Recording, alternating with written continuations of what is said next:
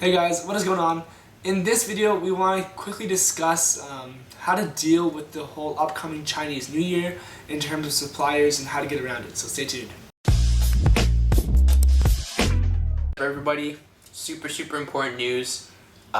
Chinese New Year, if everyone's heard about it before, obviously, but in the dropshipping world, this is a time where suppliers actually take a break for, I think, at least a month at most. And basically, within this time period, it's really hard for you guys to place orders in the sense that, through AliExpress, in the sense that like getting them fulfilled, getting them shipped out to your customer. And the reason this is, like I said, because they're taking a break and it's their time for celebration and all that. So there's a bunch of things that you guys can do and you can prepare for as well within this time frame. And now, whether you're just fulfilling from like Oberlo, like through AliExpress, there are ways like we've mentioned before, such as like shipping from the United States, like the USPS shipping from certain suppliers.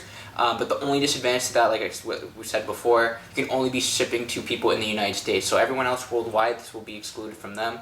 Okay guys, so to counteract to this whole, event coming up in China and stuff, what you can do now, if you haven't already, is reach out to your supplier via AliExpress or WeChat. And for those of you that don't know, WeChat is just an application where pretty much 99% of these Chinese suppliers are on there, and you have a much faster response time if you actually hit them up through WeChat instead of AliExpress. And so if you don't have it yet, just message them through AliExpress, of course, and say, hey, do you have WeChat?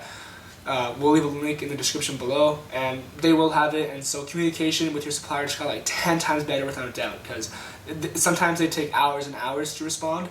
Through AliExpress, WeChat's pretty instant. They know like people on there are important, so they answer faster.